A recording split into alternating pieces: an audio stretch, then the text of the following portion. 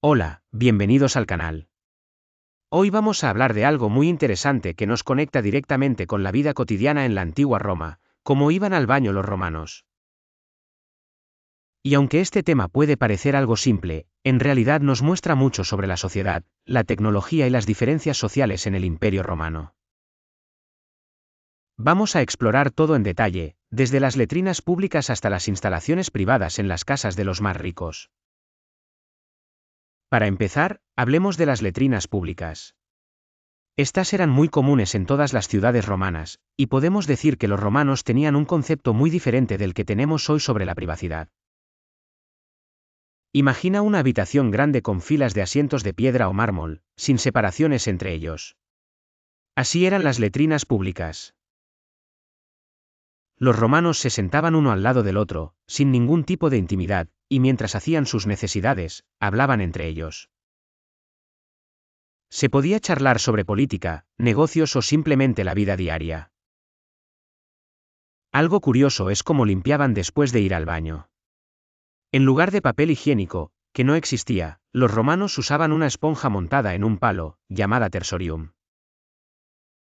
Esta esponja se enjuagaba en agua corriente o en vinagre, y se compartía entre todos los que usaban la letrina. Lo sé, esto hoy suena bastante poco higiénico, pero para los romanos era completamente normal. Estas letrinas estaban conectadas a un sistema de alcantarillado muy avanzado para la época. De hecho, Roma tenía una de las primeras redes de alcantarillas del mundo. Una de las más famosas era la Cloaca Máxima, que comenzó a construirse en el siglo VI a.C. Este sistema permitía que el agua arrastrara los desechos desde las letrinas hacia el río Tíber, manteniendo la ciudad relativamente limpia para su tamaño. Las letrinas públicas no solo eran funcionales, sino que también formaban parte de la vida social de los romanos, como un espacio donde, además de hacer sus necesidades, podían interactuar. Ahora, ¿qué pasaba con los romanos más ricos? Las familias adineradas, los patricios, tenían más opciones y comodidades. En lugar de ir a letrinas públicas, muchos de ellos tenían letrinas privadas en sus villas o casas. Estas letrinas no eran muy diferentes en diseño a las públicas, pero estaban ubicadas dentro de sus hogares, lo que les daba mayor privacidad. Además, estaban conectadas a sistemas de alcantarillado o pozos sépticos privados. En estas casas, no solo había letrinas, sino también baños termales privados, con agua caliente y fría, donde podían relajarse y limpiar el cuerpo de una manera más lujosa. Algo interesante es que en las casas de los ricos, a menudo, los baños estaban situados cerca de la cocina. Esto tenía sentido porque el agua caliente, que usaban tanto para cocinar como para bañarse, estaba más accesible desde el mismo lugar. Los esclavos eran los encargados de mantener todo esto en funcionamiento. Hablando de ellos, ¿qué pasa con los esclavos? En las grandes casas, los esclavos no solo usaban las letrinas de sus amos, sino que además eran responsables de limpiarlas y asegurarse de que siempre estuvieran en buen estado. En las villas rurales, donde las condiciones eran más básicas, los esclavos probablemente usaban letrinas mucho más rudimentarias, o incluso pozos, lo que refleja la gran diferencia de condiciones de vida según la clase social. Estamos hablando de Roma, la capital imperial en el siglo I después de Cristo. Los plebeyos, la clase más baja de la sociedad romana, vivían en condiciones mucho más complicadas. Muchos de ellos residían en los llamados insulae, que eran edificios de apartamentos muy altos y abarrotados. Las insulae eran construcciones modestas, y en su mayoría, no tenían baños privados. Por lo tanto, la gente tenía que salir a las letrinas públicas, lo que a veces resultaba incómodo, especialmente de noche. ¿Qué hacían entonces? Usaban vacinillas o recipientes en sus casas para hacer sus necesidades, que luego vaciaban en las calles o en las alcantarillas.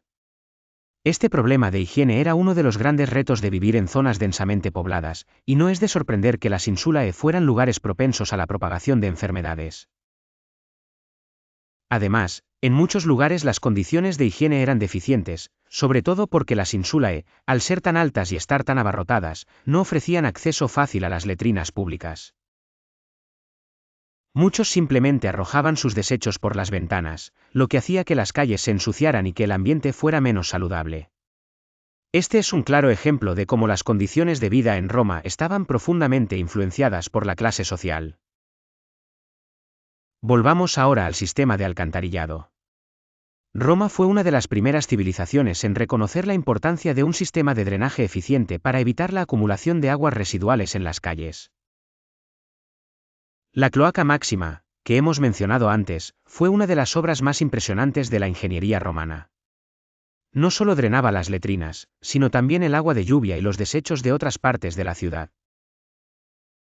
Este sistema de alcantarillado era fundamental para mantener el orden y la limpieza en una ciudad tan grande y concurrida como Roma. Sin embargo, no todas las ciudades romanas tenían un sistema tan sofisticado como Roma.